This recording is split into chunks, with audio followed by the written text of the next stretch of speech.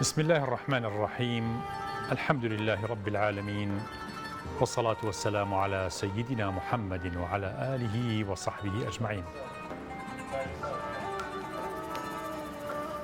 يا ربنا لك الحمد كما ينبغي لجلال وجهك ولعظيم سلطانك. إلهنا ربنا ظلمنا أنفسنا وإن لم تغفر لنا وترحمنا لنكونن من الخاسرين. اللهم لا تجعلنا مع القوم الفاسقين واجعلنا من عبادك الصالحين الفائزين برحمتك يا أرحم الراحمين. رب اشرح لي صدري ويسر لي أمري واحلل عقدة من لساني يفقه قولي. اللهم ثبت قلوبنا على دينك، اللهم ثبت قلوبنا على دينك، اللهم ثبت قلوبنا على دينك. ربنا ما خلقت هذا باطلا سبحانك فقنا عذاب النار. ربنا آتنا في الدنيا حسنة وفي الآخرة حسنة وقنا عذاب النار. يا ربي خوايا ئێمە لە شەشەم ڕۆژی مانگی ڕەمەزانی پیرۆزین.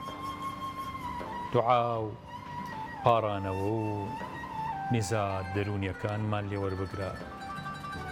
یا ربی خوایە لە هەموو خەتەرە و خەیاڵێکی شەیطانی بمان پارێزە. ڕۆژوەکانمان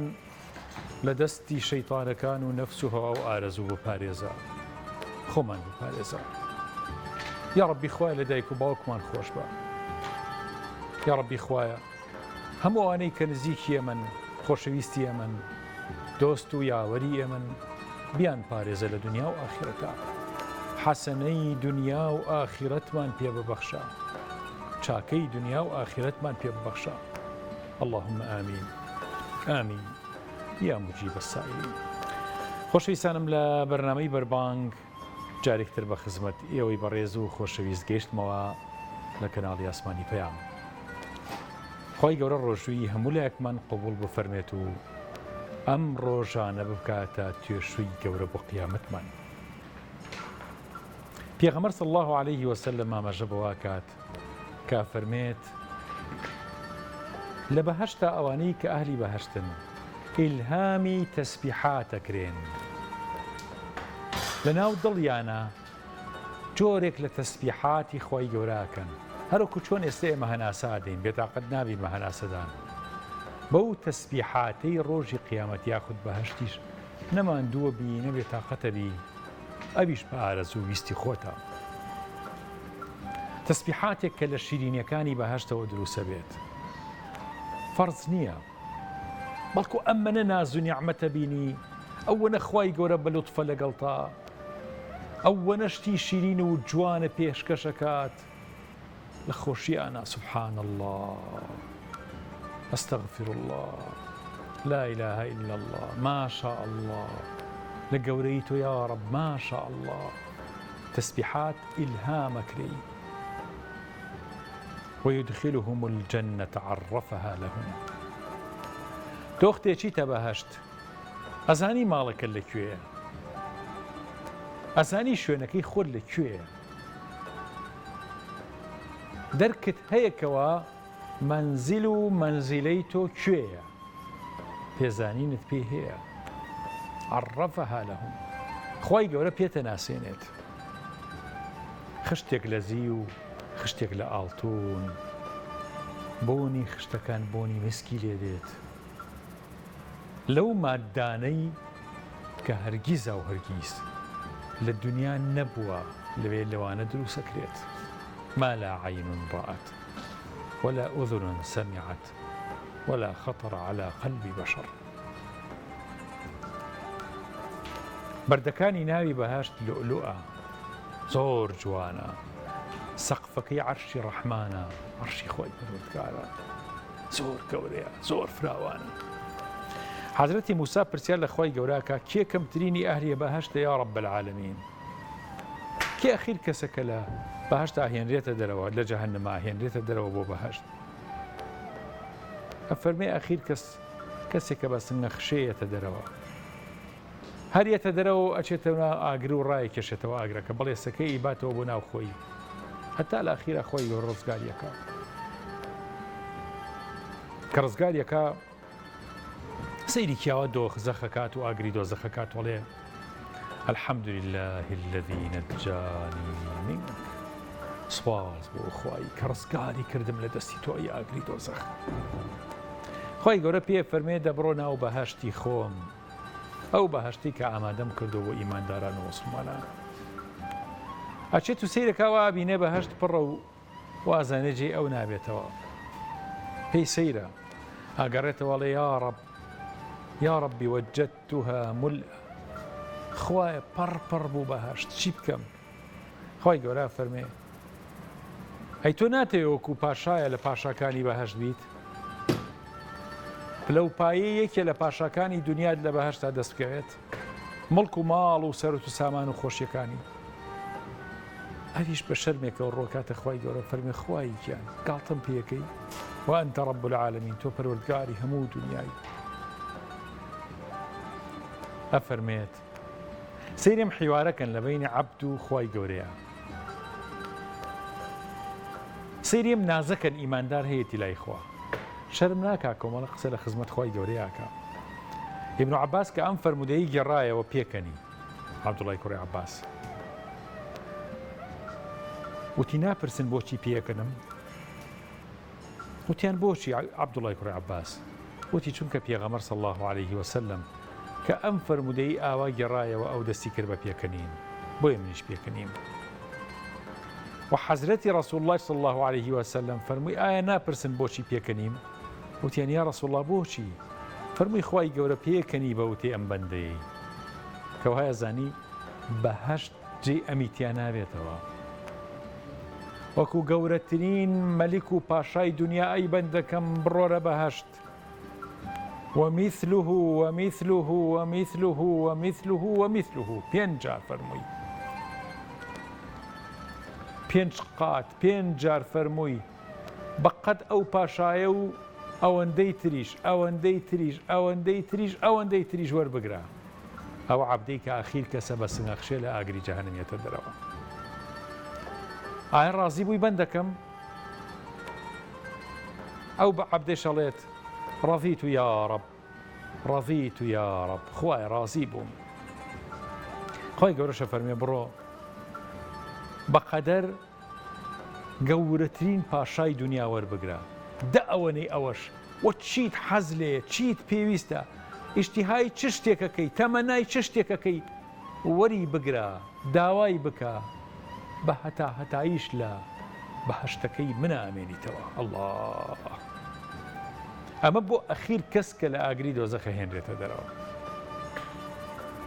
بەخوا شیرینە، بەخوا گەورەی و جوان ئازیزانم. خۆشەویستانم، پاش ناوبڕێک دێمەوە خزمەتتان.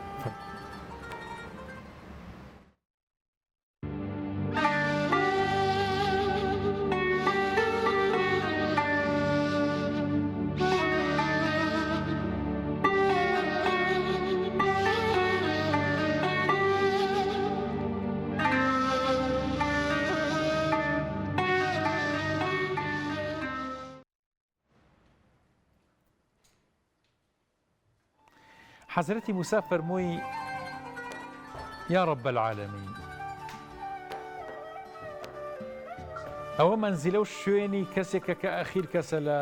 جەهەنەمێتە دەرەوە و ئەچێتە بەهەشت و ڕەزامەندی تۆی دەسەکەوێت.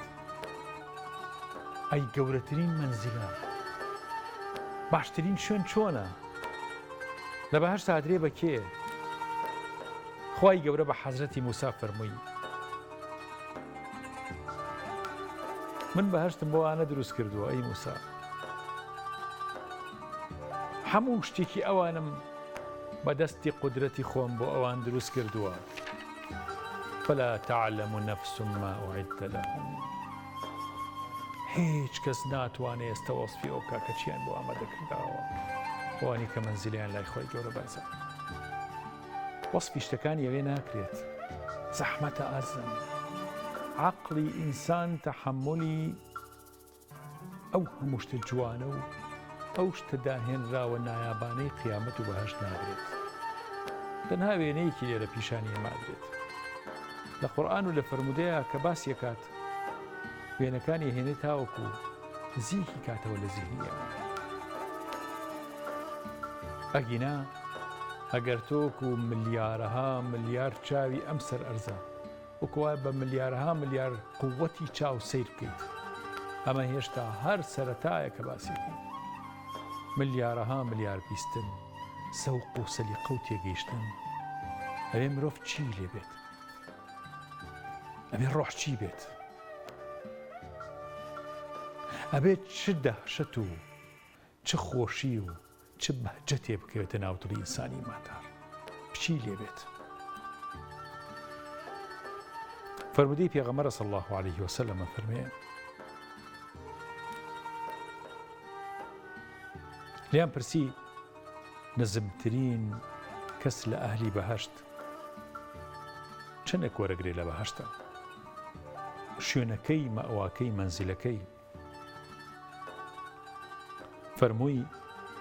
1000 ساڵ بەناو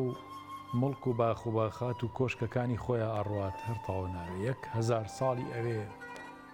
1000. یا رسول الله صلی الله عليه وسلم،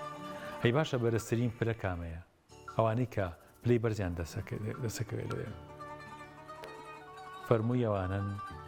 هەموو بەیانیان و ئێوارانێکی ئەوێ ئێرەنا، بەیانیان و ئێوارانێکی ئەوێ بە خزمەت پەروەردگارەکەن و بە چاوی سەرەی بینن وەچنە خزمەتی پەروەردگار. هەورەکان تێپەڕن بەسەر ئاسمانی بەهەشتەوە، پرسیارت لێکەن، اختیار لە دەستی توایە، چیت بۆ ببارێنی؟ پێت خۆشە باران بارێنی؟ پرست پێەکەن. یەکێک لەوانەی کە نزیکبوونەوە لە مردنی بینیواڵێت، ئەڵێ لەوێ بینیم بارانی ڕەنگا و ڕەنگم بینی ملەوان، چێژێکم لەو بارانە ملەوە نەبینی، هەرگیز نەوەسفەکرێت، نە ئەنووسرێ، نە ئەوترێ، نە خەیاڵەکرێت. بارانێک کە لێ ئەدای چێژێکی هێجگار هێجگار گەورەی پێ ئەدای، ڕەحمەتێکی زۆر زۆر ڕووی تێکردی، خۆشیەکی هەرگیز نەبینرا و ڕووی تێکردی، بارانی ملەوەن و ڕەنگا و ڕەنگ. دەچیتە بازاڕەکانی بەهەشت، جوانی زیاتر لە جارانت دەسەکەوێت. هەموو جومعەیەک ئەم جوانیە بۆ تۆ زیادەکە، هەموو جومعەیەک. شنەبایەک لە درەختەکانەگا ئەدات، هەرگیز لە دنیا ئاواز و دەنگی ئاوا خۆش نەبیسراوە. دەنگێک کە لە گیڤەی بایەکی فێنک و جوان ئەدا لەگەڵا و قەدی درەختەکان ئاوازی مۆسیقایەکی زۆر زۆر سەرسڕهێنەر دروستەکات. ئەمانە هەمووی فەرمودەی پێغەمبەر صلی الله عليه وسلم باسیەکە. خی گەورە پیانە فەرمێت ئەهلی بەهەشت، ئێوەشتی ئاوا ئاوازی ئاوا خۆشتان بیستووە؟ ئەڵێن نەخێر یا ڕەب، نەخێر. وتیان یا رسول الله صلی الله عليه وسلم لەوە جوانتر هەیە؟ بەڵێ لە بەهەشتا لەوە جوانتر هەیە. اقرأ يا محمد سورة طه، ئەی محەممەد سوورەتی تاها بخوێنە. کە حەزرەتی رسول الله صلی الله عليه وسلم سوورەتی تاها خوێنێت، ئەفەرمێت پیانەوتری ئەی ئەهلی بەهەشت، هەرگیز ئەم ئاوازە خۆشەتان بیستووە لە قورئان؟ ئەبەدەن یا ڕەب، هەرگیز نەمان بیستووە. ئەی داوود سوورەتی یاسین بخوێنە، ئەویشەی خوێنێ. خەڵکیڵن هی هاوار، ئەمە چ ئاوازێکە ئێمەی بیستین. خۆی گەورە فەرمێ لەوە زیاتر هەیە، لەوە گەورەتر هەیە. چی یا رب العالمین؟ سوورەتی ڕەحمانیان بۆ خوێنرێت. الرحمن علم القرآن خلق الإنسان، بە ئاوازی بەهەشتیانە کە باسی بەهەشت دەکات. تۆ لەناو بەهەشتای باسی بەهەشت دەکات. بانکەرێ لە ڕۆژی قیامەتە بانکە ئەی ئەهلی بەهەشت ڕازی بوون دڵتان خۆشە بەم بەهەشتە ڕازین بەوەنە دنیا ڕەبەنا زۆر زۆر ڕازین خۆی گەورە فەرمێ ئەی ئەهلی بەهەشت شتێکی تر هەیە بێجگە لەمە چی هەیە یا ڕەب بانکەرێ بانکە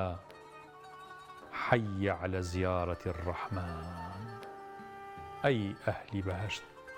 أي خلق تايبتك ناو بهشت كون الري بو زيارتي خواي كورا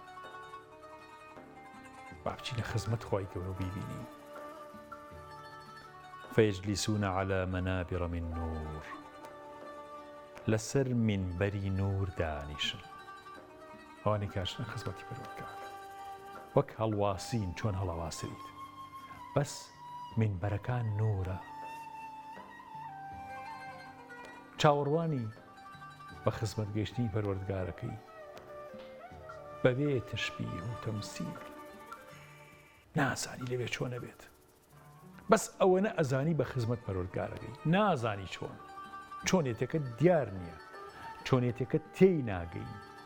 چۆنێتەکە ئەهلی دنیا لێرە نابێ بپرسن چۆن لێی تێناگەیت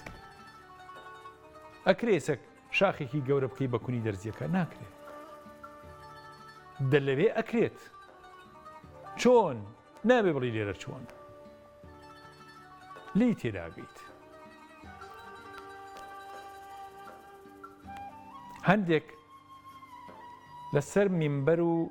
کۆشکی جوانی نورن هەندێک لەسەر شوێنی زۆر جوان و مینبەری ئاڵتونن هەندێک زیو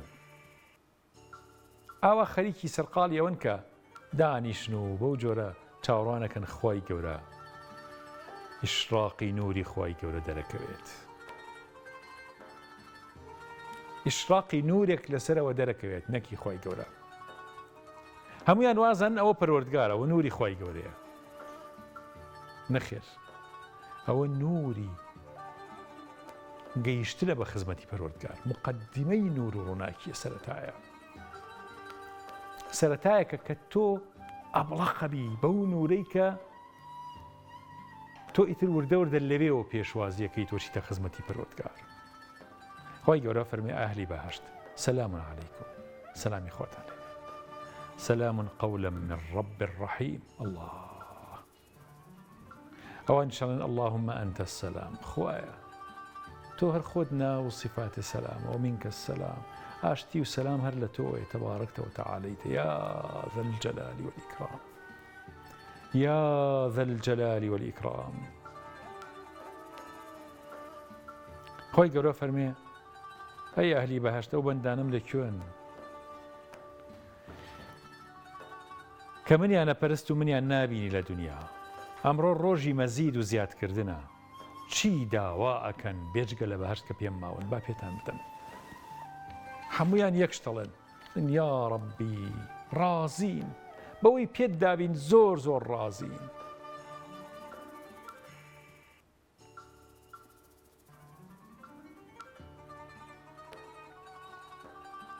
ئیتر داخڵ بە بەهەشت دەکرێت داخڵ بە ڕەزامەندی خوا بینینی خوای گەورە و گەیشتن بە خزمەتی خوای گەورە خوای گەورەشە فەرمێت ئەگەر من ڕازی نەبوومایە لە ئێوە ناخستە ناو بەهەشتەکەی خۆمەوە شتێکی تر داوا بکەن ئاهلی باش چی داواکەن داوا بکەن لەسەر یەک شەو یەک ڕستە هەمویان ڕێکەوە نەڵێن ئەرینا وەجهەکە نەنظر ئیلەیک خوای خۆتمان پیشان بدە تا بە خزمەتە بگەین ئەفەرمێ حیجاب و پەردە لابرێت سەیری خوای گەورەکەن لەوەتی کەون و کاینات دروست بۆ لەزەت و چێژی وا نابینن تەنانەت بەهەشتیشە و لەزەتەی نیە لە چاوبینینی خوای گەورەیە الله خوای گەورە فەرمێ ئاهلی بەهەشت ئێستا ڕازی بوون هەمویان ئەڵێن بەڵێ یا ڕەبی ڕازین خۆی گەورە بە تەنیا یەک بەناوی خۆتەوە قسە لەگەڵەکات و توێژی محیبانت لەگەڵاکە بەندەکەم من ڕازیم لە تۆ ئەی تۆ ڕازی لە من رضي الله عنهم ورضوا عنه هەموو بەندێک کە خۆی گەورە ئەم پرسیاری لێکە شەرمەکات شەرمەزارە بێت تەریقە بێتەوە خۆی گەورە فەرمێ بەندەکەم بیریە فڵان کات فڵان گوناهت کرد هەیشڵی یا ڕەبی ئەی لێم خۆش نەبووی خۆی گەورە فەرمێ با لێت خۆش بووم ئەگەر لێت خۆش نەبوومایە نەمەخسێتە بەهەشتەکەم چی داواکەی لەم دنیا حەزت لە چییە لەم بەهەشتەیە چیت حەز لێ داوا بکە هەموو شتێکە بۆ هێنرێت هەر چیت حەز لێ هەرچی ئاواتت هەیە هەر کاتێ هەر شتێکە ویست یەکسەر پێتەکە فيها ما لا عين رأت ولا أذن سمعت ولا خطر على قلب بشر لە بەهەشتا شتانێکە هێنە چاو بینیوێتی نەگوێ بیستوێتی نە بە خەتەرە و خەیاڵی هیچ کەسێکە هاتووە چیرۆک و بەسەرهاتی چاکانی کورد نزیکمانەکاتەوە لەوەی کردەوە جوانەکان ئەنجام بین و بگەینەوە بەهەشت و ڕەزامەندی خۆی گەورە ئەچینە خزمەت مامۆسای ئازیز و خۆشەویست مامۆسا دکتۆر ئەمجەد محەممەد عەلی قەرەداغی کە جرابیان مامۆستای زانکۆن و مهندس و کەسایەتێکی شارەزا و لێهاتووی کوردستانی خۆشەویستن فەرموو زۆر کەسانی کە خۆیان بە ئەهلی عیلمە زانن تە بە هەر جۆرێکی عیلمێت زۆر جار تەوان هەمویان نا بەڵام زۆر جار ڕێئەکەوێتەوە هەنێ لە خۆگۆڕین یان هەنێ لە خۆ بە زلزانین بەهۆی ئەو زانستەی کە وا ئەزانن ئەیزانن هەندێک جار ئەیزانن و هەندێک جار نایزانن وا ئەکاکەوە هەستکەنکەوە نەوەیەک لە گەورەیان هەیە لە ناو کۆمەلگا منیش حەزم کرد ئەگەر خوا ئاسانی کا چەند خاڵێکی زۆر بەسیط لەوەی کە خۆم دیومە لە چەند زانایە کرد من لە خزمەتیان نبووم یان بە خزمەتیان گەیشتوم ئەو مثالانە بێنەوە پێشەوەی بیهێنمەوە لەسەر ئەوەی کەوا ئایا زانست و خۆ بە زلزانی یەکەگرنەوە ینی زانست و تەکەبر خۆ یەکەگرنەوە عەرەب قسەیەکی جوانی هەیە شعرێکە ئیسم لە یادم نییە هیچەیە بەڵام ئەفەرمێ مەلء السنابل تنحني خجلا والفارغات يظللن شوامخا ئەڵێ گوڵەگەن مەپڕەکان لە شەرمە یان بە شەرمەوە سەردا ئەنەوێنن بەڵام گوڵەگەن مەپوچ و شک و خاڵیەکان سەریان بەرزە و شامیخن بەرزڕەون کامە تەوان دلیل و ئیشارەتە بۆ ئەوانەی کە ئەو کەسانی کە عەقلیان هەبێ و عیلمیان هەبێ دائما سەری تەواضع ئەنەوێنن ئەوانیشی کە پێشەوانەوەن سەریان بەرزە و خۆیان بەزل ئەزانن زانست و عیلم و تەکەبر بێگومان قەت یەک ناگرنەوە هۆکارەکەیشی ئەوەیە ئەو کەسی کە زانابێ هیچ نەبێ ئەوەنە ئەزانێت کە قەدری خۆی چییە کە زانی قەدری خۆی چییە بە تەکید متەکەبر نابێت ئەگەر زانایەکەیشی ئەوەنەی پێنەوت بووکەوە ئەو زانانیە یان ئەگەر زانەکە نەگەیان بۆ ئەو پلەیکەوە قەدری خۆی بزانێت کەواتە ئەو کەس هەر خۆی زانانیە لە نزیک لەو بابەتەوە کە یەکێکە لە جوانترین خاڵەکانی کە من بە خزمەتی گەیشتووم بڵێ نەسەکانی کە بە خزمەتی گەیشتووم نەسێکی ابن عەطاءاللای سەکەندەریە ڕەحمەتی خوای لێ بێ کە نەسەکەم بە تەواوەتی بیر نایە بەڵام معناکەی ئەفەرمێ من تەواضع فقد تەکەبەر یعنی ئەو کەسێک کە خۆی بە بچووک زانی ئەو کەسە متەکەبیرە و خۆی بە متەکەبیرە زانێت چۆن ئەم قسە یەکەگرێتەوە یعنی چۆن یەکێک متەواضعش بێت و متەکەبیریشە ئەوە فەرمێ ئەو کەسەی کە خۆی تاوان لە شەرحەکە دەرەکەوێت کە ئەو کەسەی کە خۆی ئەکا بە متەواضع خۆی ئەکا بە بچووک ئەوە معنای وایە وا ئەزانێت کە خۆی لە مەرتەبەیەکی بەرزایە اینجا خۆی بچووکە کاتەوە بۆی متەواضع بێ ئەو کەسە متەکەبیرە بەڵام ئەو کەسە متەواضعە کە لە ئەسڵا خۆی بە متەواضع دابنێت نەک خۆی تەواضع بکات لەبەرەوەی متەواضعی دەرکەوێت جا معنایەکی زۆر دقیق و زۆر ورد و زۆر جوانەکە لەوانەیە بڵێن کەم لە ئێمە ئەیبینێت بە حەقیقەتی خۆی ئەوەی کە بڵێن چەند میسالێکە من لە خزمەتی چەند زانایەکە بووم ئەگەر لە بڵێن لە ساڵانی پێشوو بە زۆری لە بەغا و لێرە یعنی ئەو زانایانی کە بە فعلی زانا بوون و خوێنوار بوون هەرچیم بینیوە بەڕاستی عەلامەتی تەواضع تیا بووە وسبحان الله لەوانەیە بڵێ مبالغە ناکەم هەرچیش تۆزی تەکەبرم تیادی بێ دوایی بۆم دەرکەوتووە یان دەرکەوتووە کە ئەو عیلمی پێوە نەبووە کە شایانی بڵێن کلمەی عالمی بێ کلمەی زانایی بێ لە ئەهلی دین یعنی لە علەمای دین و لە علەمای ئەلمەکانی کەژبن لە اختصاصی خۆم هەندەسەیە لە اختصاصی هەندەسە عین شت ئەوانەی کە متەکەبیرن خوان بەز لە زانن یان بە مەظاهرێکیان هەیە دوای دەرەکەوێت کە ئەو علمیان پێ نییە لە لایەنەکەی کەیشەوە بە هەمان شێوەز بڵێن لە مثلەن ئەوەی کەم دائمە لە خەیاڵمایەکە لەو کەسانی کە لە بەغا زۆر ناسراو بوو دکتۆر ئەحمەد کوبەیسی بوو خوا تەمەن درێژی کە ئەو کاتە بڕاستی لە بەغایەکێک بوو لە عالەمە گەورەکانی بەغا یعنی سنە و شیعی بەغا هاتن لە خزمەتیادا ئەنیشتن لە محاضرەکانیان بە سەعات و 2 سەعات کەس بێتاقەت نەوە بوو لێ علمێکی زۆری پێبوو و زانایەکی بەتوانا بوو قسەکەرێکی زۆر جوانیش بوو یان قسەی زۆر جوان محاضرەکانی پێشکەشە کرد خەڵک زۆر بڵێن تالیبی بوو هەموو ئەهلی بەغای ناسی یعنی نازانم تشبیهی کەم بەکێ لەم زمانی خۆمانە جارێکیان من لە خزم مامۆساڵە کەریمە بووم مامۆسا ئەوە بڵێن چێشتنەوە ئیستراحەتێکی کرد 10 دقەیەک 20 دقەیەک بەڵام مامۆسا عەبدولکەریم و دەرەجاتی عەلیکە ئەی فەرموو چۆرە ئەو دی و ئاگاو لێ بێ بە خەڵک ئەم 10 دقەیە دەرگاکە زۆری ئاجانە کرد خەڵکە هاتن نانێ لە ئیستراحەتکە لە ژوورەکە بوو ژووری خاڵەنووری بۆ ئەو کاتە هێشتا حاج سەلاح يعني نبو وجود حاج صلاح جوركي خالنوري متي دانيش خلك هاو داين تام ام دقه استراحتها تم لو دانيشتم ام دكتور احمد هاو من نمناسي او كاتب نمناسي بس بياك وعقالك وشليك ركبتك لورا ابو هاو تشريف ان دانيشت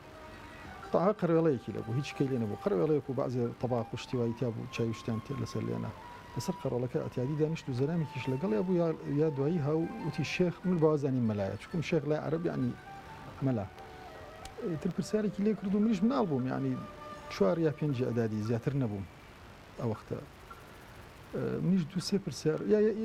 یەک پرسیار بوو یا زیاتر لە پرسیارە بەخوا لە خزمەتیا کردم و وەکو مەلایەک چون پرسیاری ئەو پیاوە پرسیاری کردمش پرسیارێک ڕوات هەبێ کاک شێخ فاتح لەوانە بڵێم یەک چارەک دانیشتووە ئەم پیاوە ئەم پرسیاری بۆ من ڕوون کردوێتەوە چکم زانی مناڵم و ئەو شتانە ئەفڵم لەوانەیە جوان پێ نەشکێ وەکو چۆن بۆ مناڵی شەرحەکە وردی کردوێتەوە وتم منیش نەمەزانی ئەمە دکتۆر ئەحمەد وەختە ئەوە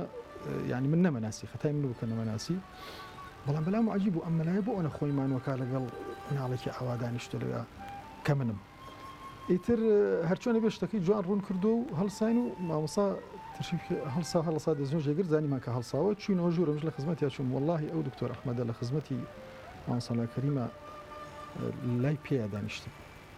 يعني ما وصل لسر هنا كرويتي هبو ايش لاي بيا دانشت بول اول لسر دانشت بول دواي شوي لاي بيا ياد ما وصل فرمول وين هل سر بشر سر كرسيكا سري هل نبريو او ما ويك دانشتي سري هل نبريو نهار نعم شيخ نعم شيخ نعم شيخي يعني قطواز اي من لو بيا عشان موقفي كيش ملدي وهر بهمان شواز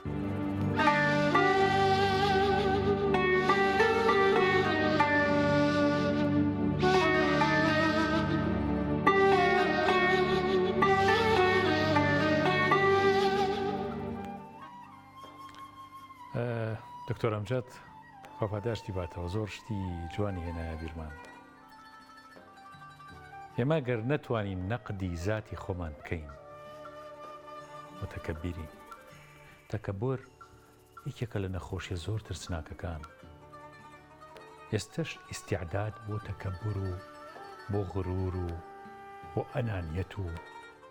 بۆ پێگە دروستکردن بۆ خۆت زۆر زۆرە زۆر فراوانە ئەوەی مامۆستا ئەمجەد باسی کرد ئەوە نمونەی زانا پێشینەکانمانن چەند ڕەبانی بوون چەند جوان بوون چەند گەورە بوون خۆ لە ئێستاە لە دنیاە نەقدی زات ئینسان گەوراکە هەر با سیرکەین ئایا ئێمە ئەتوانین چەند خاڵێ لە خۆمان نەدیاری بکەین بڵێن 1 2 3 4 5 ئەم خاڵانە من زۆفی منە لاوازی منە نەقدی خۆم بکەم خۆم چاک بکەم لە هەموو شتێک ئەمە لۆمەی مناڵە لۆمەی باوکێکات کچە لۆمەی دایکێکات نایخاتە سەر خۆی ژنە لۆمەی مێردەکەیەکە مێرد لۆمەی ژنەکەیەکە لۆمەی مدیرەکەیەکات نایەتە سەر خۆی با یەکجار فێر بین نەقد لە خۆمان بگرین کتێبێکی هیلاری کلینتۆن هەیە کە هیلاری کلینتۆن ئەو سیاسیە گەورەی ئەمریکا و وەزیری خارجی بوو خۆی هەڵبژار بۆ سەرۆکی ئەمریکا و مێردەکەی سەرۆکی ئەمریکا بوو سیاسەتمەدارێکی گەورەی ئەمریکا کتێبێکی بە ناوی ئەخطاء وقعت فيها هەر خۆی باسی خۆیەکات کۆمەڵێ هەڵەی زۆری گەورە کە کەوتومەتە ناوی ئێمەش مسلمانین یەک نەقدمان بکرێت ڕەنگە دنیا بێین نەخوار و جاربە نەقدی شخصێکە کرێ شخصەکە خەڵک کافرەکە لەسەر نەقدەکەی خۆی چەند ترسناکەم حاڵەتە چەند ناشرینە وەکو جنابی دکتۆر ئەمجەد فەرمووی نەبوونی تەواضع زۆر شتە لێ تێکەیات نەبوونی تەواضع وان لێکە بپێچیتە کۆمەڵشتی تر یعنی ڕووپۆشی ئەو حاڵەتی خۆت بکەی کە نەقدی ذاتی خۆت ناکەی ئەیکەی بە بابەتێکەوە تۆ خەڵک نەقد دەکەیت هیلاری ئەڵێت ئەخطاء وقعت فيها یەک کتێبی گەورەی لەسەرەوە نووسیوە لە بەرامبەر کێ لە بەرامبەر ترەمپ کە سەر نەکەوت سەرکەوتوو نەبووکە خۆی هەڵبژارد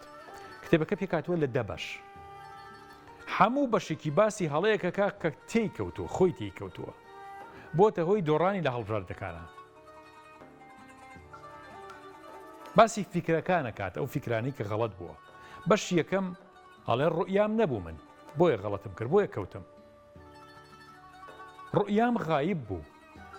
صراحەتەن من ڕوئیام نەبوو ئازا نەبووم لە مواجهەکردنی خۆمە نەفسی خۆمە هۆکاری دووەم لە بەشی دووەمە باسەکە ئەڵێ چارەسەری عەمەلیم بۆ خەڵک دانەنا بۆیە خەڵک نەیانەزانی من باس چیەکەم چیم ئەوێت سێهەم نەمتوانی مێژووی خۆم بە شێوەیەکی شەریفانە باس بکەم خەڵک نەیەزانی من لە چیا باشم لە چیشا خراپم بۆ هەڵم بژێرێت نەقدی چوارەم کە لە خۆی ئەیگرێت بە بەشێکی تەواو لە کتێبەکەی هیلاریە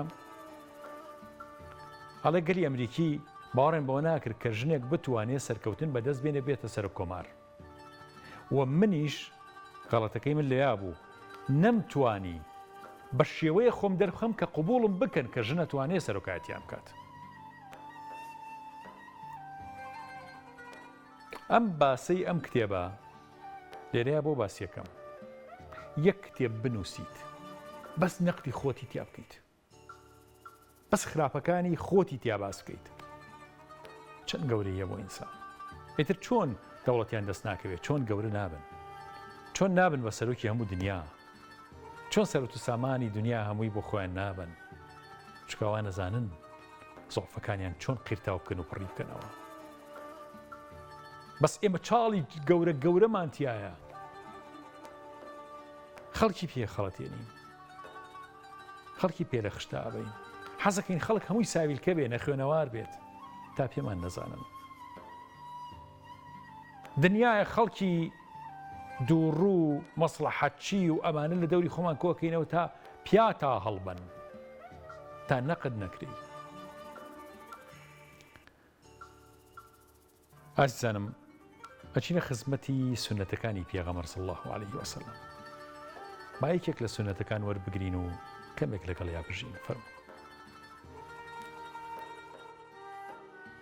الله عليه وسلم هەدیاکەین بە جەنابەت إن شاء الله كبير صام فرميت يا حي يا قيوم برحمتك أستغيث أصلح لي شأني كله ولا تكلني إلى نفسي طرفة عين خوايا ممدر دس نفسي خوم بو تشاوترو كانش إنسان خوي دلصوزي خوي نية بقد ويك خوي جورد دلصوزيتي يا حي يا قيوم برحمتك أستغيث جنابة أم فرمودي آشناي في آشنا خان أسرت بناي خوي جورا دس خوش ديك ما مصايم بو هدية جوانا وبو برنامج جوانا أكيد بوكوي كمهر كسك مع مسلمانين وجيان بو إما براتاقي كرنوا وبنشيني دروز بوني إما لسر عبادتي پروردگار و جبهجكني فرمانكاني أوا ولا بحكمي أول شيء كجيان براتاقي كرنوا بو إما أكيد إما هريك ما بيسمى پروردگار به وإما لأزد صلاة پروردگار أوان دلاوازين كأبيت يعني سور بين لسر أو هميشش دوباري بكينا وكا خواهيان ممانا ردس كرارو كردوكاني خومان هميشه يعني ببي أو تاقي كرنواني كي ترمان ببي أو كارو كردواني كي أيكين هميشش گونجاوەکە ئەبێت سوور بین لەسەر ئەوەی کە بڵێن خۆی یامە پێکردەوەکانی خۆمان لەگەڵمان نەکەیت بەپێ ڕەحم و بەزەی خۆت لەگەڵمان بکەیت چونکە بەڕاستی ئێمە ئەوەندە لاوازین کە لەوانەیە زۆر جار لە ئەس ئەو ناڕەحەتیانێکی هەیەتە ژیانمان ئەگەر ناڕەحەتێکی لە چاو هەندێک ناڕەحەتەکانی کەیا زۆریش نەبێت بەڵام لاوازی ئێمە وای لێ بکات کە ئەو ناڕەحەتیانەوەمان لێ بکە بەرەو غافڵ بوون بڕۆین لەوەی کە پەروەردگارێکمان هەیە کە سەرڕای ئەوەی کە هەرچەنە گوناحیشت هەبێت کە بەقەت کەفی دەریاش بێ سەرڕای ئەوەی کە زۆر ماندوو بیت لە ژیان سەرڕای کە هیچ کەسێک نەبێت هانەی بەری ئەو دیسان ئەڵێ من لەگەڵتم فإني قريب ئەو هەمیشە لەگەڵمانە ئەو هەمیشە نزیکمانە ئەکید ئێمە ئەبێ هەمیشە ئیسپاتی ئەوە بکەینەوە لە ژیانی خۆمان کە خوایان مەمان دەرە دەستکار و کردەوەکانی خۆمان بەڵکو بەڕەحم و بەزەی خۆت لەگەڵمان بکە چونکە بەڕاستی ئێمە پێویستمان بەڕەحم و بەزەی ئەوە ئێمە ببێ ئەو هیچ نین ئەوەی کە ئەو لە پشتی ئێمە بێت ئەتوانین بڵێن کە هیچ هێزێک ناتوانێت ئەمە بڕوخیانە هیچ هێزێک ناتوانێت وا لە ئێمە بکات کە شکست بێنین ئەگەر بشکەوین دیسان هەر ئەوە کە دەستی ئەماگرێتەوە.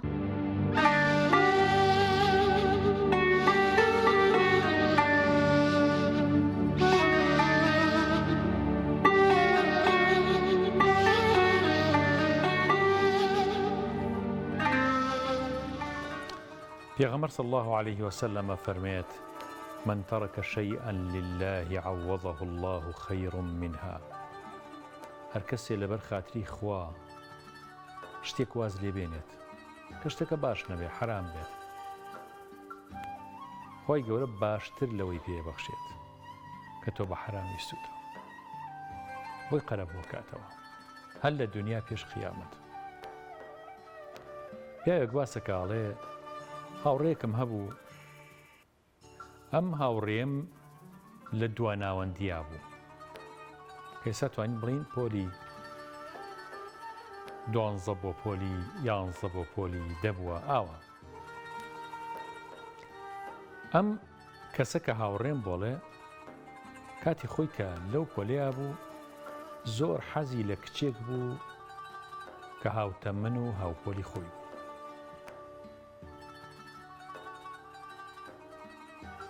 لە کۆتاییە عاتیفە زۆر زاڵ بوو بەسەریا منیش زۆر نەسیحەتمە کرد ئەم کوڕی باوکم تۆ هێشتا مناڵی هێشتا گەنجی ئەویش وەکو تۆ وایە مناڵە کەی وەختی ئەوە تەباسی ئەو شتانە بکەیت ئەڵێ ئەمیش عاشقی بوو زۆر خراپ بە جۆرە کاریگەری لەسەر خوێندن و لەسەر ژیانی دروست کردەوە و داوای نەسیحەت و ئامۆژگاری لە منە کرد.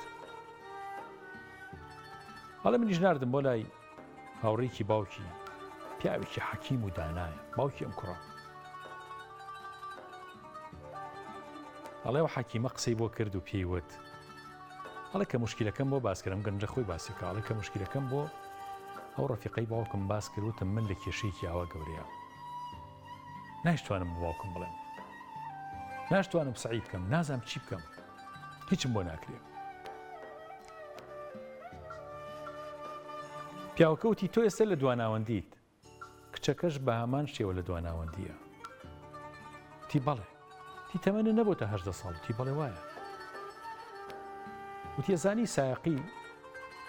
کەسێک تا تەمەنی نەگاتە 18 ساڵی سایقی ئیجازەی نادەنێ تی بەڵێ وایە تی لەبەرەوەی ناتوانی سوکان بگری بەدەستەوە عاقڵانە مامەڵە لەگەڵ سیارەیان ناکەیت وتی بۆچی کەسێک ناتوانێت کۆمپانیایەک دابنێت تا تەمەنی نەگاتە 17 ساڵی چکە ئەهلیەتی نییە لەوانەیە و کەسە پارەی خەڵک بخوا لەبەرەوە حکوومەت ئیجازەی نایەتێت تا 17 تێ نەپەڕێنێ لەبەرەوە معقولە بۆ مەسەلەیەکی سایقیەک بۆ کۆمپانیایەک بۆ ماڵی خەڵک ئەی بۆ یاریکردن بە چارەنووسی ئینسانێک کە ئافرەتێکە یا ئافرەتێ بە پیاوێک چۆن ئەبێت تۆ لە تەمەنێکە نەبێت کەوا عەقلی هەبێت و ژیری هەبێت تا ڕاستوچەپی خۆی جیا بکاتەوە لەبەرەوە ئێستا بیری لێ مەکەرەوە ئەمە لە ڕووی عەقلیەوە لە ڕووی دینیشەوە حرامە هەر تۆ قسەی لەگەڵا بکەی لەگەڵ ئافرەتە حرامە خۆشەویستی حرامە لە سنووری شەرعانە بێ شەرعیش یعنی مارە بڕی حرامە و بە هیچ جۆرێک دروست نییە هیچ بنەمایەکی نییە هەر کەسێک بێت غەڵەتێکی زۆر گەورەیە گوناهێکی زۆر خراپە ئێستا تۆ بیری لێ مەکەرەوە کە چوویتە زانکۆ لە 2 زانکۆ لە 3 زانکۆ ئەو وەختە تۆزی عاقڵەبی گەورابی کچەکەش گەورابێ کی ئەڵێ ڕێی تۆ ڕێی کچەکە هەر ناگۆڕێت ئاسڵن یەکتان بدڵنیە کێڵێ ئەو کاتە ڕێیتان جیاواز نابێت لەبەرەوە لەو کاتەیە تا ئەو کاتە تۆ قسەی لێدا ببڕۆ بڵێ بەتاتن من قسە لەگەڵ تۆ ناکەم و با هیچ جۆرە پەیوەندیەکمان نەمێنێت ئەگەر کرا لە زانکۆیە ئەگەر تۆ منت بەدڵ بوو لە ئاخیری زانکۆیە ئەوە بە یەکەڵین و من یەمە داوات ئەگەر ڕئیشە گۆڕابوو ئەوە هیچ و هەرێکەمانە چێ بەلای خۆیان هەڵێ منیش قەرارم ما بەگوێی ئەم پیاوە زانا و دانایە بکەم کە خۆشەویستی باوکم بوو وتی بێجگەلەوە کە ئەم کارەواتە دڵداری و خۆشەویستی و عیشقۆمانە هەمووی حرامە هیچ مەجارێکی دیانێ لە شەرعا بێجگەلەوەی حرامە تەوقیتەکەیشی خراپە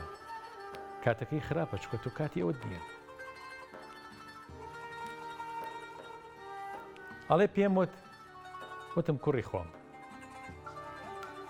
گوێ لەم فەرمودەی پێغەمبەر بگرە صلی الله عليه وسلم ئەمە بکە بە قودوە و ڕێنمایی خۆت من ترك شيئا لله عوضه الله خير منه هەر کەسێ لەبەر خاتری خوا شتێک واز لێ بێنێ کە حرام بێ گوناه بێ گومانی تیا بێ خۆی گەورە زۆر لەوە باشتری پێدات باشتری پێدا کوڕەکەڵێ منیش وتم وعد بێ بە گوێت بکەم چوون بە کچەکەم وتم ئەمە ئەخیر جارە من قسە لەگەڵ تواکەم نە تەلەفۆن نە قسەکردن نە نامە نە هیچ شتێک لە بینی من و تۆیان نابێ بمێنێ چکە حرامە هەر وەختێ چوومە زانکۆ 5-6 ساڵی تر ئەو وەختە ئەگەر من مەیلم مابوو بۆ ئەم ئیشە تۆش مەیلێ مابوو ئەوە ئەمە داوات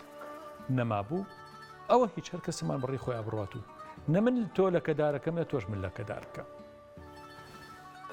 و علاقەت بە هیچ جۆرە لەگەڵ منان نەمێنێت ئەم کوڕەگەنجە هەڵێ لە 3 کولیەی هەندەسەیا بوو هەر دڵم وەکو جاران لەسەر ئەو کچە بوو ڕۆشتم و بێ 32 باوکم و کەسوکارم برد و داوام کرد کچەکەیان ناپێم بەڵام لە کولیەشە ئەوائیل بووم و یەکەم بوو کچەکەش بە هەمان شێوە ئەوائیل بوو یەکەم بوو خێزانێکیان دروست کرد ئێستا 4 مناڵیان هەیە وەکو مامۆستایە باسیەکان هەتا ئێستاش خۆشەویستیان بۆ یەکتری ماوە چونکە من ترك شيئا لله بەس بۆ خوا شتی واز لێ بێنی بۆ ئافریننا بۆ دنیانا بۆ هیچ شتێکی دنیایی نا بۆ بەرچاوی نا بۆ ناکە خەڵک ئافرینە بکات پێگەت بزانێ مەقامت بزانێ نا من ترك شيئا لله بۆ خوا واز لێ بێنی ئیلا خوای گەورە دەوڵەمەنە خوای گەورە بۆ وەفایە بەرامبەر بەندەکانی لە دنیایشە لە قیامەتیشە لە دنیا پێش قیامەت بۆی قەرە بووە کاتەوە ئازانە مەچینە خزمەتێکی تر لە سونەتەکانی پێغەمبەر صلی الله عليه وسلم فەرمووی هاتینە خزمەتی جەنابی کاک حاجی ئامانج کە خاوەنی کۆمپانیای حەج و عەمرەیە لە کۆمپانیای پارەزان پێمان خۆش بوو لە خزمەتیانە کە ڕاستیە و سەردانە زۆرانەی کە جەنابیان کردویانە بۆ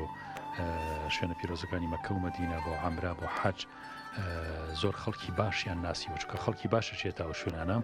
و زۆر دیاردە و زۆر چیرۆک و بەسەرهاتی گەوریان بینیەوە پێمان خۆش بوو لە خزمەتیان نبین هاتینە کۆمپانیەکەیان و لە خزمەتیانە باسێکی ئەو شوێنە پیرۆزانەوە حەزەکەم هەر سەرەتا بە سنەتێکی پێغەمبەر صلی الله علیه و سلم کاک حاجی دەست پێ بکەم کە فەرمێ هەر کاتێک کەسێک ناڕەحەتیەک کوربەت و قورسی کاتە ژیانی با دوعاکەی حەزرەتی یونس بکە لا إله إلا أنت سبحانك إني كنت من الظالمين جاء پرسم کە کاک حاجی جنابتان چەند کەس هاتوو بۆ ئەوێ تەوبەی کردو و گەڕاوەتەوە مشکلە و مصیبەتێکی گەورەی بینی و بڕیاری عەمرە و حەجیا و لەوێ تەوبەی کردووە شتی زۆر لای جنابتان هەیە بەڵام چەندێکیتان بیر بێ حەزەکەین بۆمانی باس بکەی سەلامی خوا لەدەست وعلیکم السلام مامۆستا گیانی خۆ خۆشتان بەخێر بێن سەر و سەرچاومان خوا پاداشتان باتەوە زۆر خۆشحاڵیم بە خزمەتان لراسی ئەمە مۆسای بەڕێز ئەو دوو ماڵە پیرۆزەی خوای گەورە هەم مەکەی پیرۆز هەم مەدینە تام و چێژ و لەزەتی زۆر تایبەتی هەیە بەڕاستی ئینسان کوردەواری قسەیەکی هەیە ئەڵێتانەی خۆی نازانی تامیە بەڕاستی ئینسان تا خۆی ئەو لەزەتە ڕۆحیە نەچێژێ هەچەند باسی کا و هەچەند لێ بدی و ئێشتا هەرکەم ناتوانانی حەقی خۆی بێ بەڕاستی جارێ بۆ نمونە زۆرینەی گەشتەکان کە بەرەو مەدینەی پێغەمبەری خوا ڕۆین صلی الله عليه وسلم یعنی بڕوان پێ بکە ئێشتا ڕەنگە بڵێم ساڵان کە لە جدەوە بە پازە ڕۆشتین ئێشتا 200 کیلۆمەتر ئێمە 100 کیلۆمەتر ئێمە بۆ مەدینە زۆرینەی خەڵکەکە لە عیشق و خۆشەویستیان بۆ پێغەمبەری خوا صلی الله عليه وسلم ئێتە چۆن جارانیان و دەروێشێک حاڵی ئینسان ئاوە بەو سۆزە و بۆ عشقەوە ئەچێ بۆ مەدینەی پێغەمبەری خوا صلی الله عليه وسلم هەمووی حەزیانەکرد دقەیە زووتر بگەنە مەدینە حەزیانەکرد باڵیان هەبووایە بفڕینە و خێرا بگەشتە خزمەتی پێغەمبەری خوا صلی الله عليه وسلم یعنی تام و چێژ و شەوقێکی هەیە ئینسان بەڕاستی نازانێت چۆن تعبیری لێ بکە اینجا کاتێککە ئەچینە مەدینە خۆی معلومی هەموو لایەکە ئەوەی کە پێغەمبەری خوا صلی الله عليه وسلم کە چۆتە مەدینە منەوەر بووە مەدینە ڕۆشنە درەوشاوی ئینسان کە ئەچێتە ئەوێ هیچ کەسێ لێ خۆی بە غەریب نازانێ چونکە شارەکەی پێغەمبەری خوا صلی الله عليه وسلم هەموو کەس لە مەدینە خۆی بە خاوەن ماڵ دەزانێ بەڕاستی ئینسان جاری وایە لە ماڵی خۆی ئەترازی ئەچێ بۆ شوێنێک هەر لەم قەراق شارە یان بۆ شارێکی کە هەر کورد زمانە و کەسوکاری خۆمان لێرە خۆی بە غەریب بزانێ بەڵام بڕوان پێکە تا ئێستا بە درێژایی ئەم چەند ساڵەکە ئێمە ئەچینە مەدینە هەزاران کەس لە خزمەتیان نبووین ڕۆژێک لە ڕۆژان نەمان بیستوە کەسێک خۆی بە غەریب بزانێ لەو شوێنە هەمووی سبحان الله ئەڵێ شوێنی باو باپیرانی خۆیەتی ئەوە نە خۆشە ئەوە نە منەوەر ئەوە نە دڵ لێ ئاسوودێ ڕاستە لە سەفەری حەج و عومرەیە لاشە ماندووە جەستە هیلاکە بەڵام لەگەڵ ئەوەی سەیرەکەی ڕۆحت ئاسوودەیە جۆ نایی بۆ ئەگەر ئینسان لە شوێنی خۆی بترازێ مثلەن ئەو نان خواردن و شوێنی خەوتن و ئیسراحەتی خۆی نابێ وەکو ماڵی خۆی بەڵام لەگەڵ هەموو ئەو ناڕەحەتیانی سەفەرە مەشەقەتە بەڕاستی سەفەر خۆی بۆ خۆی پێغەمبەری خوا فەرمووی صلی الله علیه و سلم ناڕەحەتیە مەشەقەتە لەگەڵ هەموو ئەو مەشەقەت و ناڕەحەتیشە ئینسان کە ئەچێتەوە ئەوەندە ڕۆحی ئاسوودەیە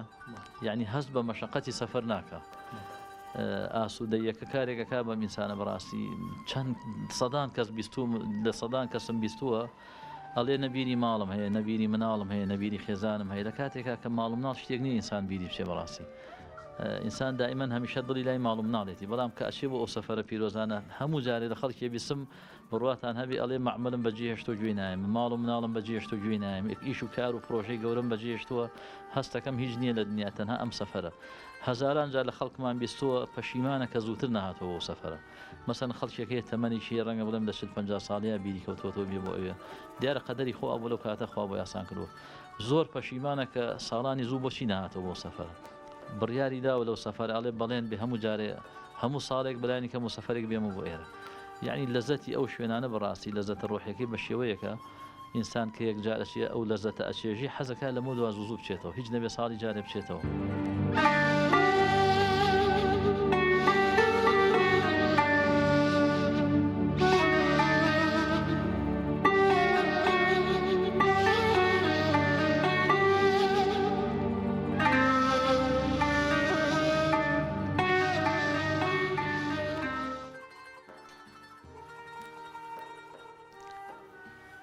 خۆشەویستانم هەتا زیاتر لە خزمەتتان نابین و لە بەربانگی ئەمڕۆیە ئەم ئەڵقە زیکرە جوانە بڕازێنینەوە ئێمە تێر نابین و بەڵام کاتی بەرنامەکەشمان بەرەوە کۆتایی ڕات ڕێز و سواسی بەپیانم بە خۆی گەورە و دوعای خێرم بۆ ئێوەی ئاز و خۆشەویست و ڕێز و سواسی گەورەم بۆ ئێوەی ئاز و خۆشەویست کە بینەری ئەم بەرنمەیەن و هەموو ئێوارانێک کاتێکی زۆر تەرخانەکەن ئێمە کاتەکەمان زۆر لە بەرنمەکەیە بۆ گوێگرتن و بینینی ئەم بەرنمەیە ڕێسواسی زۆرم بۆ ستاوی ئەم بەرنمەیە لە کەناڵی ئاسمانی پەیام لە سلێمانی لە نووسینگەی هەولێر لە شوێنەکانی تر کە بەڕاستی ماندووە بن لەگەڵ بەرنمەکانمان لەگەڵ ئەم ئامادەکردنی ئەم بەرنمەیە لەگەڵ ڕێخستنی ئەم بەرنمەیە خۆی گەورە پایداریان کە دوعای خێرن زۆر بۆ بکەن دوای خێر بۆ ئێمەش بکەن و ئینشاءڵڵا لە بەربانگە بیرتان نەچێت خۆی گەورە سەرفراستان کە سەرکەوتی و دنیا و قیامەتان کە تا بێگەشتنەوەی تر بە خۆی گەورەتان ئەسپێرین سبحان ربك رب العزة عما يصفون وسلام على المرسلين والحمد لله رب العالمين والسلام عليكم ورحمة الله وبركاته خواتنا